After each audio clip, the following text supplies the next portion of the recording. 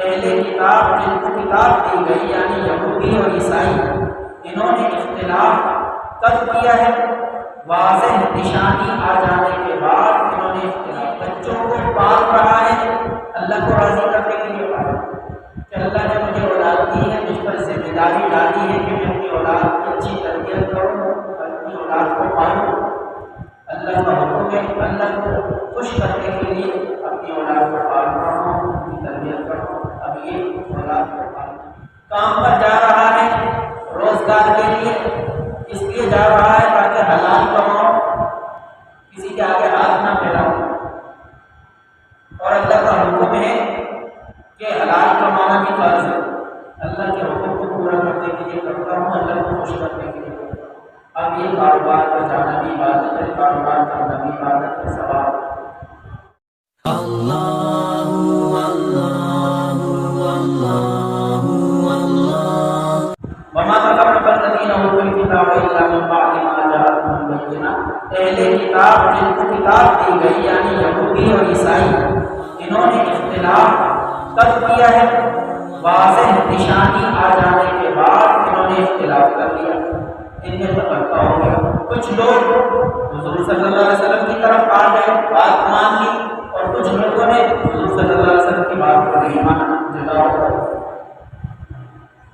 یہودی حضور صلی اللہ علیہ وسلم کی تعلیم کو سن رہے ہیں، کچھ یہودی ایمان لے کر آ گئے، کچھ نہیں لے کر آئے۔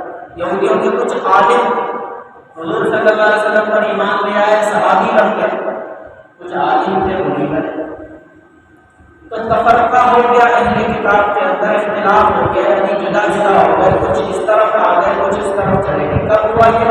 واضح دلیل آنے کے بعد، یعنی رسول کی تعلیم کے بعد۔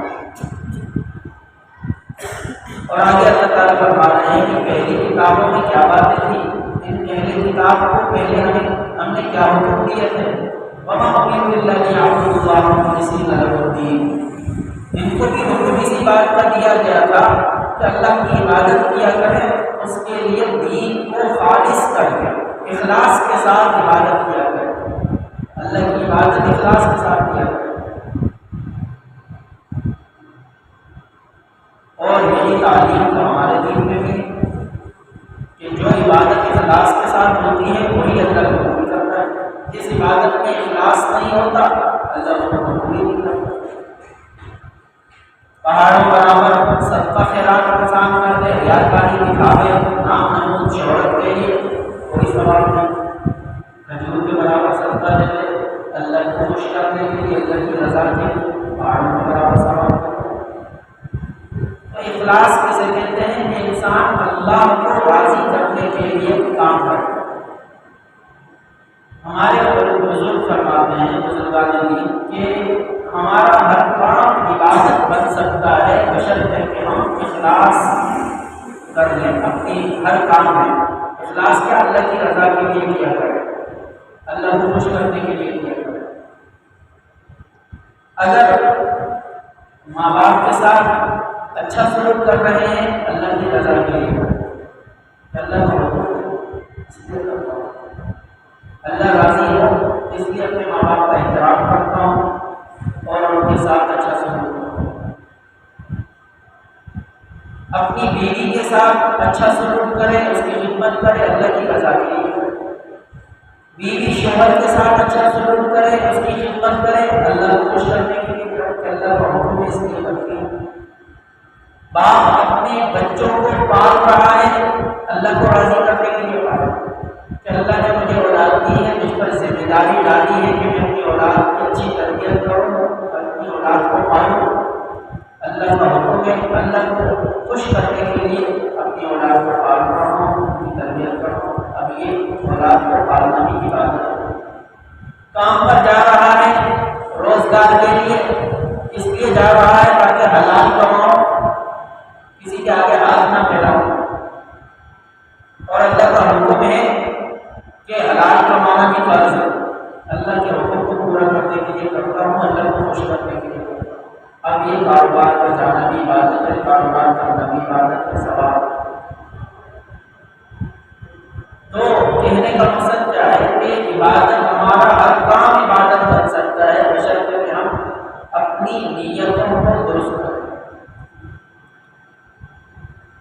اخلاص پیدا کریں اپنی نیتوں میں۔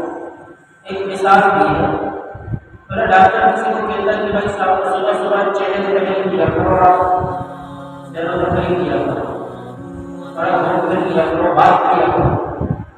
اب کیا بات میں بھی ہمیں ثواب مل سکتا ہے؟ بالکل مل سکتا ہے۔ کیسے ملے گا؟ ہم اس میں اپنی نیت کو صحیح کریں کہ اللہ نے مجھے جسم دیا ہے، یہ جسم اللہ کی امانت ہے، اس امانت کا خیال کرنا ہے مجھے۔ اللہ نے مجھے حکم دیا ہے کہ اپنے جسم کا خیال، ہماری امانتوں کا خیال رکھو، تو میں اللہ کی رضا کے لیے اپنے جسم کا خیال رکھتا ہوں تاکہ اللہ کی امانت میں کوئی کوتاہی نہ ہو مجھ سے، اللہ کی امانت مجھ سے خراب نہ ہو۔ اس لیے میں تھوڑی سیر و تفریح کے لیے نکلا ہوں تاکہ اللہ تعالیٰ خوش ہو کہ میں اس کی امانت کی حفاظت کر رہا ہوں۔ اب یہ سیر و تفریح کی ثواب عبادت ہے، ڈاکٹر کے کہنے پہ عمل کر رہا ہے لیکن ثواب مل رہا ہے عبادت۔ کیوں؟ اس لیے کہ اپنی سوچ بدلی ہے، اپنے دل کو خوش کرنے کے لیے سیر و تفریح نہیں کر رہا، اللہ کو خوش کرنے کے لیے کر رہا کہ اللہ خوش ہو جائے کہ میں اللہ کے امانت کا خیال کروں۔ کھا رہا ہے، پی رہا ہے، اس نیت سے کھائے پیے کہ اللہ نے مجھے جسم دیا ہے، اس کا خیال رکھنا ہے، اور کھاؤں گا پیوں گا اللہ کی عبادت کروں گا۔ طاقت ہوگی تو اللہ کی عبادت کروں گی، طاقت نہیں ہوگی تو اللہ کی عبادت کی کمزوری ہو جائے گی۔ اس لیے اللہ کی رضا کے لیے میں کھا رہا پی رہا ہوں تاکہ اللہ کی چیزوں کا خیال کروں۔ اب یہ کھانا پینا کی ثواب ہے۔ تو کہنے کا مقصد کیا ہے کہ اللہ تعالیٰ نے عبادت کا حکم دیا ہے، اور ہر کام عبادت بن جاتا ہے جب انسان اس میں اپنی نیت کو خالص کر دے اللہ کی رضا کے لیے۔ آگے فرمایا حنفاء، یکسو ہو کر عبادت کرے۔ حنفاء حنیف کی جمع ہے، حنیف کہتے ہیں یکسو ہونے۔ یکسو ہونے کا مطلب کیا ہے؟ اپنے دل کو اللہ کی طرف رکھے، بس اپنے دل کا رخ اللہ کی طرف رکھے، نہ اس کو خوش کرنے کے لیے کر رہا ہوں، نہ اس کو خوش کرنے کے لیے کر رہا ہوں، اس کو خوش کرنے کے لیے کر رہا ہوں، اللہ کو خوش کرنے کے لیے کر رہا ہوں۔ بس اپنا رخ ہر طرف سے ہٹا کر اللہ کی طرف لگا ہے، یہ ہے یکسو ہو گئے، ہر طرف سے کٹ کر ایک اللہ کے ساتھ جڑ جائے۔ آپ بھری محفل میں بیٹھے ہوں، اپنے دل کو اللہ کے ساتھ جوڑ دیں، یہ ہے یکسو ہو گئے۔ بیٹھا ہوا تو مجلس ہے لیکن دل اللہ کے ساتھ جڑا ہوا ہے، دل کا رخ اللہ کی طرف ہے۔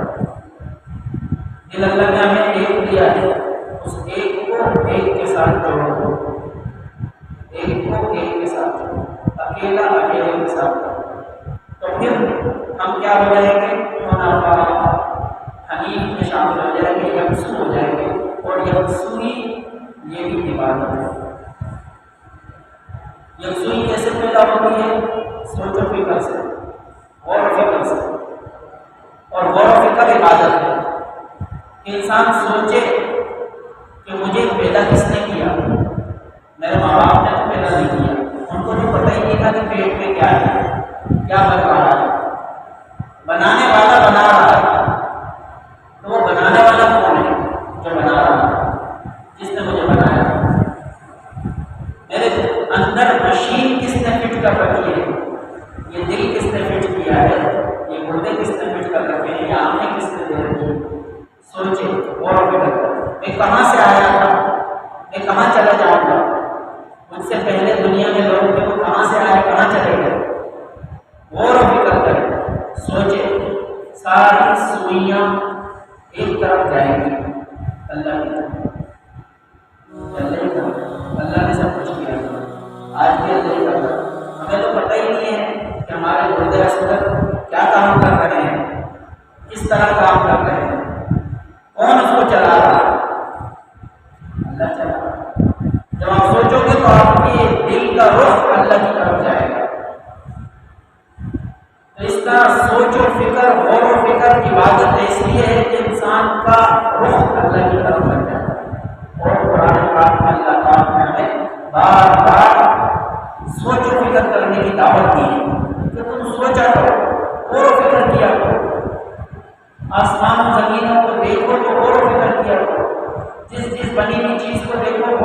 سوچا کرو کس نے بنایا اس کو، کیسے بنایا اس کو، اس لیے بنایا۔ تو حنفاء یکسو ہو کر عبادت کرنے کی ان کو تعلیم دی گئی تھی۔ وَيُقِيمُ الصَّلَاةَ اور نماز کے قائم کرنے کا ان کو بھی حکم تھا۔ وَيُؤْتُوا الزَّكَاةَ زکات ادا کرو۔ وَذَلِكَ دِینُ الْقَیِّمَہ یہی سیدھا دین ہے، یہی درست دین ہے کہ انسان اللہ کے احکامات کو ادا کرتا رہے، یہی دین کا سیدھا راستہ ہے۔ آگے اللہ تبارک و تعالیٰ نے کافروں کا انجام بتایا، ان الذین کفروا من اہل الکتاب والمشرکین، کہ جو لوگ اہل کتاب اور مشرکوں میں سے کافر ہیں، فی نار جہنم دوزخ کی آگ میں ہوں گے، خالدین فیہا ہمیشہ اس میں رہیں گے، اولئک هم شر البریہ اور یہ مخلوق میں سے سب سے بدتر مخلوق ہیں، سب سے برے ہیں۔ انسان کو اللہ نے ساری مخلوقات سے جو اچھا بنایا ہے، کس چیز پر بنایا ہے؟ عقل ہے اس کے پاس، عقل ہے۔ اس عقل سے انسان شیر کو بھی قابو کر لیتا ہے، بڑے بڑے کام کر لیتا ہے، جانوروں کے پاس عقل نہیں۔ تو جب انسان اپنی عقل کو صحیح استعمال نہیں کرتا، سوچ و فکر کو درست نہیں رکھتا اور ایسے کام کرتا ہے کہ جو جانوروں کے بھی کام نہیں ہے، تو پھر یہ جانوروں سے بھی بدتر ہو جاتا ہے۔ طریقہ کے لیے تک انسان اپنی عقل کو استعمال کرتا، سوچتا اور اللہ کو پہچانتا، اللہ کی بات کرتا، پھر تو کافر ہی نہیں کرتا۔ جو کافر بن گئے ہیں یہ اپنی عقل کا صحیح استعمال نہیں کرتے، اپنی سوچ و فکر صحیح نہیں کرتے۔ جب عقل کو غلط استعمال کیا تو اب ان کا درجہ جانوروں سے بھی نیچے چلا گیا، یہ جانوروں سے بھی بدتر ہے، شر البریہ ہے، سب سے مخلوق میں سے بری مخلوق ہے۔ ان الذین آمنوا وعملوا الصالحات اولئک هم خیر البریہ، جو لوگ ایمان لے آئے، نیک اعمال کیے، وہی لوگ بہترین مخلوق ہیں۔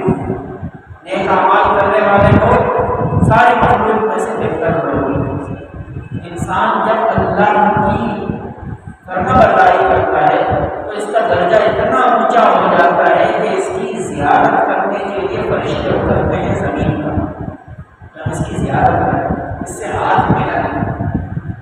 قرآن پاک میں آتا ہے کہ شب بدر کے اندر آسمان سے فرشتے نازل ہوتے ہیں۔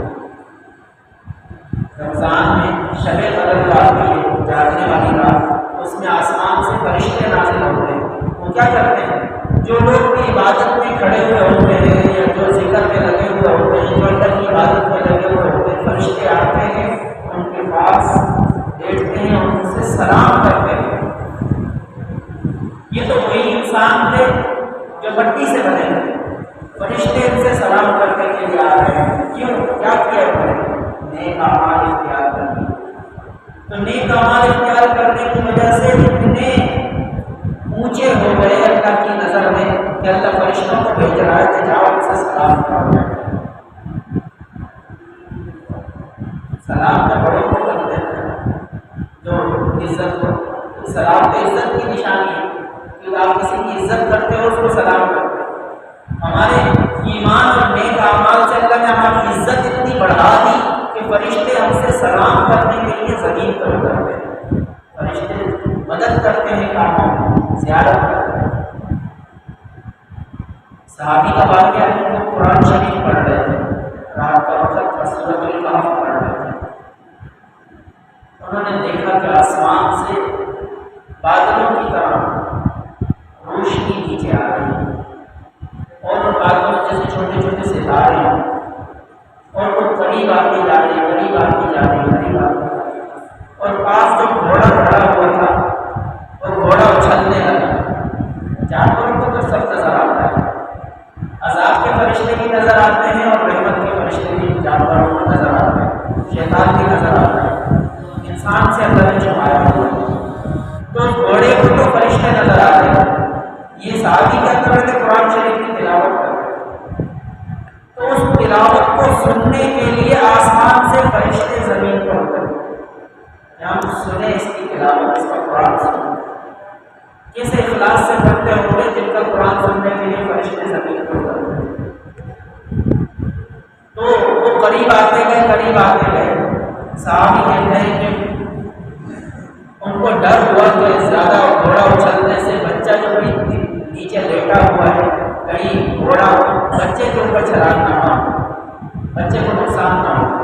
تو انہوں نے جیسے ہی اپنی قرآن شریف کی تلاوت بند کی تو وہ جو روشنی تھی وہ آہستہ آہستہ واپس اوپر چلی گئی۔ صبح کو حضور صلی اللہ علیہ وسلم کو واقعہ سنا کہ یا رسول اللہ واقعہ سب واقعہ ہوا، میں سورت پڑھ رہا تھا قرآن کی، آسمان سے ایسے بادلوں کی طرح مجھے روشنی سے نیچے اتری اور اتنے قریب آ گئی تھی کہ مجھے ڈر ہوا کہ کہیں گھوڑا جو ہے میرے بچے کو اپنے پاؤں سے روک نہ دے، اس لیے میں نے تلاوت پڑھ کر حضور صلی اللہ علیہ وسلم نے فرمایا چلو تم تلاوت کرتے رہتے تو وہ فرشتے جاتے ہی نہیں، یہاں تک کہ صبح مدینہ کے لوگ بھی ان کو دیکھ لیتے فرشتوں، وہ فرشتے بھی اللہ کی طرف سے آئے تھے آسمان سے اس خاکی انسان کا قرآن سننے جس کو مٹی سے بنا، تو یہ انسان اتنا اونچا ہو جاتا ہے نیک اعمال سے کہ وہ خیر البریہ ہے، یہ مخلوق سے سب سے بہتر بن جاتا ہے۔ جزاؤہم عند ربہم جنات عدن تجری من تحتہا الانہار، ان کو بدلہ ملے گا، ان کا بدلہ ہے ان کے پروردگار کے پاس، ہمیشہ رہنے کے باغات ہیں، بدلہ ان کو ان کے پروردگار کے پاس ملے گا۔ پروردگار کے پاس ہم کب جائیں گے؟ مرنے کے بعد قیامت میں اللہ سے ملاقات کی ہو، بدلہ ملے گا۔ اس میں ہمیں یہ بات بھی سمجھائی گئی ہے کہ نیک اعمال کے بدلے کا انتظار دنیا میں نہیں کرو کہ ہمیں 2 رکعت نماز پڑھی ہے اب غیبی مدد باہر سے آئے گی کوئی لا کر پیسے دے دے گا، یہ تو اپنی نماز کا بدلہ مانگ رہا ہے دنیا میں، یا میں نے بیٹھ کے اللہ کا ذکر کر لیا ہے اب مجھے کچھ باتیں نظر آنا فوراً شروع ہو جائیں گی جو عام لوگوں کو نظر نہیں آ رہی ہے، کشف ہونا شروع ہو جائے گا، یہ اپنے نیک اعمال کا بدلہ مانگ رہا ہے۔ اللہ تعالیٰ کو فرما رہے ہیں کہ دنیا میں نیک اعمال کا بدلہ نہیں ہے، نیک اعمال کا بدلہ تو رب کے پاس ہے۔ ہاں دنیا میں کچھ نہ کچھ اللہ تعالیٰ اس کا اثر ضرور دیتے ہیں، اس نیک بدلے کا جو ہمیں ملے گا اس کا کچھ اثر دنیا میں دکھاتے ہیں کہ نیک اعمال کو اختیار جو کرتا ہے اس کو پورا بدلہ تو جنت میں ملے گا، لیکن اس بدلے کی کچھ چھینٹیں اس دنیا میں بھی مل جائے گی، پورا بدلہ نہیں ملتا۔ زندگی میں سکون، روزی میں برکت، روزی میں اضافہ، عزت، یہ چیزیں اگر دنیا میں دے دیا، یہ پورا بدلہ نہیں ہے، بدلہ تو آگے ملے گا، یہ تو اس بدلے کا کچھ اثر ہے۔ تو ہمیشہ رہنے کے باوجود ان کے پروردگار کے پاس ان کا بدلہ ہوں گے، جن کے نیچے نہریں بہتی ہیں، خالدین فیہا ابدا، اس میں وہ ہمیشہ رہیں گے۔ رضی اللہ عنہم، اللہ ان سے راضی ہو گیا اور وہ اللہ سے راضی ہو گیا، یعنی یہ ایک مومن کے دل کا حال بتایا ہے کہ مومن کے دل کا حال یہ ہے کہ وہ اللہ سے راضی رہتا ہے ہر حال۔ اللہ تعالیٰ اس سے اسے چیز دے دے تو بھی اللہ سے راضی رہتا ہے، اس سے چیز لے لے تو بھی اللہ سے راضی رہتا ہے، اللہ سے شکوہ نہیں کرتا، شکایت نہیں کرتا، ہر حال میں اللہ کی رضا، اللہ کے فیصلے پہ راضی رہتا ہے۔ دے دیا اللہ نے تو شکر کرتا ہے، لے لیا اللہ نے تو صبر کرتا ہے، جو میرے رب کی رضا ہو میں اس پہ راضی ہوں، تو رضی اللہ عنہ اور رسول کہ یہ نیک اعمال ایمان والے لوگ جو ہیں یہ اللہ سے راضی ہو گئے، ان کو نہ کسی چیز کے آنے کا غم ہے نہ کسی چیز کے جانے کا۔ تو ایک مومن کی یہی دل کی حالت ہونی چاہیے کہ وہ اللہ سے راضی رہے۔ ذالک لمن خشی ربہ، یہ بدلہ ان کو ملے گا جو اپنے رب سے ڈرے، خشیت اختیار کرے۔ اللہ تعالیٰ کے لیے دل میں ہمارے دل میں خشیت ہونی چاہیے، خوف نہیں ہونا چاہیے۔ خوف تو گناہوں کا ہونا چاہیے، خوف تو اپنے برے اعمال کا ہونا چاہیے۔ اللہ سے کوئی خوف نہیں ہونا چاہیے، اللہ سے خشیت ہونی چاہیے۔ وَلِمَنْ خَافَ مَقَامَ رَبِّهِ، جو اپنے رب کے سامنے کھڑا ہونے سے ڈرا، خوف رکھا اس نے اپنے رب کے سامنے پیشی کا۔ پیشی کے خوف کس چیز کا ہے؟ خوف رب کا نہیں ہے، خوف اپنے گناہوں کا، اپنے حساب کتاب کا۔ وَأَمَّا مَنْ خَافَ مَقَامَ رَبِّهِ، وَلِمَنْ خَافَ مَقَامَ رَبِّهِ جَنَّتَانِ، جو اپنے رب کے سامنے کھڑے ہونے سے ڈرے گا یا نہیں، اپنے رب کے سامنے پیشی کے حساب کتاب کا خوف رکھے گا دل میں، اس کو 2 جنتیں ملیں گی۔ تو رب سے خوف نہیں ہوتا، رب سے خشیت ہونی چاہیے۔ خوف کسے کہتے ہیں اور خشیت کسے کہتے ہیں؟ خوف کہتے ہیں خوفناک چیز سے ڈرنے کو، خوفناک چیز سے ڈرنے کو، بری چیز سے ڈرنے کو، جیسے خوف ہوتا ہے درندے کا، بری چیز کا خوف ہوتا ہے دل کے اندر۔ لیکن خشیت جو ہوتی ہے اس میں جس سے وہ ڈر رہا ہے وہ اس کو برا نہیں لگتا، بلکہ اس سے محبت ہوتی ہے اور اس محبت کی وجہ سے ڈر رہا ہوں۔ جیسے ایک محبت کرنے والا اپنے محبوب سے ڈرتا ہے، اس کو اپنے محبوب کی ناراضگی کا ڈر ہوتا ہے کہ میں ایسا کام نہیں کروں گا کہ میرا دوست ناراض ہو جائے، مجھے ڈر لگتا ہے۔ یہ جو ڈر ہے وہ ایسا ڈر نہیں ہے جو ڈر کسی چڑیل کا ہوتا ہے یا کسی خوفناک درندے کا ہوتا ہے، یہ ڈر ہے محبت کے ساتھ۔ اللہ کا ڈر بھی ایسا ہونا چاہیے کہ اللہ کی بڑائی اتنی زیادہ ہے، اللہ اتنے بڑے ہیں، اتنے بڑے ہیں، اتنے بڑے ہیں کہ اللہ رب العزت کے احسانات اتنے ہیں ہمارے اوپر کہ ڈر لگتا ہے کہ اگر وہ ناراض ہو گیا تو کہیں اس نے اپنی توفیق ہم سے ہٹا نہ دے، کہیں نیک اعمال کی جو توفیق دے رکھی ہے وہ توفیق ہم سے واپس نہ دے۔ یہ ڈر ہے،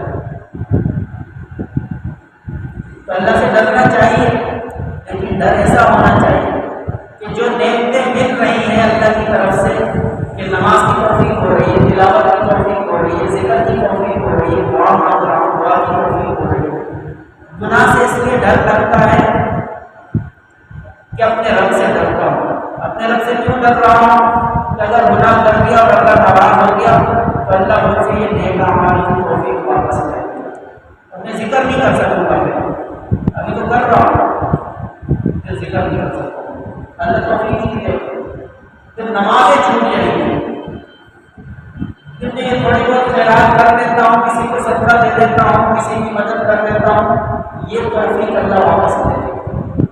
یہ کب ہوتا ہے؟ جب اللہ کسی انسان سے ناراض ہو گئے اس کے گناہوں کی وجہ سے، تو اس سے نیک اعمال کی توفیق اللہ دے دیتا ہے۔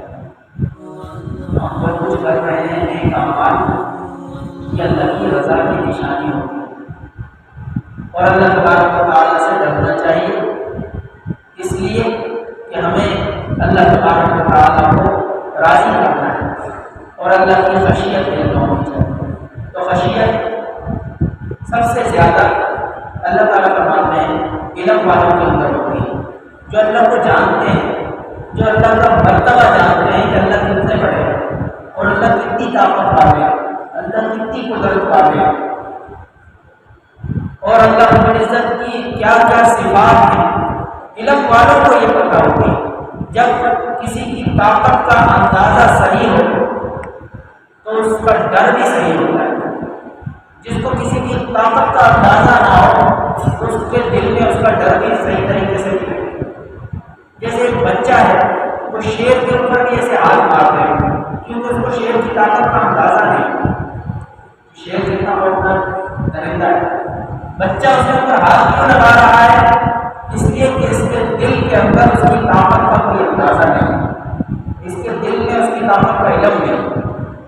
لیکن ایک بڑا آدمی دور سے بھی شیر کو دیکھے گا تو بھاگ جائے گا، کیوں؟ اس لیے کہ اس آدمی کو طاقت کا اندازہ ہے کہ شیر کے اندر۔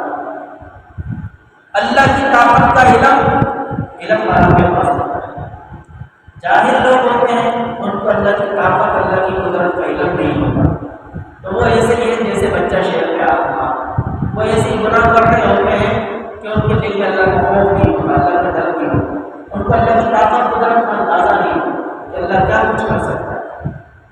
لیکن علم والے جانتے ہیں، اس لیے اللہ کا قرآن میں فرمایا انما یخشی اللہ من عبادہ العلماء، کہ اللہ کی خشیت اس کے بندوں میں سے علماء کہتے ہیں، انہیں علماء کو اللہ کی طاقت اور قدرت و صفات کا اندازہ ہوتا ہے اور وہی اللہ سے صحیح معنی میں ڈر سکتے ہیں۔ اللہ تبارک و تعالیٰ نے ہم سب کو علم حاصل کرنے کی دعوت دی ہے، جو دل میں خشیت پیدا کرتی ہے تو کچھ علم بھی حاصل کرو اللہ کا علم ہوگا تو دل میں خشیت اللہ کی پیدا ہوگی، علم ہی نہیں ہوگا تو خشیت حاصل ہوگی، اللہ کا خوف کیسے پیدا ہوگا۔ اللہ تبارک و تعالیٰ سے دعا ہے کہ اللہ تعالیٰ نے قرآن پاک کی صحیح سمجھ عطا فرمائے اور اس پر عمل کرنے کی اللہ تعالیٰ ہم سب کو توفیق عطا فرمائے۔ اللهم اجعل شكرنا امورنا اللهم اغفر لنا القرآن العظيم واجعله لنا اماما ونورا ورحمة، اللهم ذكرنا بما نسينا وعلمنا بما جهلنا وارزقنا تلاوته آناء الليل وآناء النهار برحمتك يا رب العالمين، اللهم اجعل القرآن العظيم ربيع قلوبنا ونور صدورنا وجلاء همنا وذهاب حزننا برحمتك يا ارحم الراحمين۔ حسبی اللہ و نعم الوکیل، نعم المولا و نعم النصیر، حسبی اللہ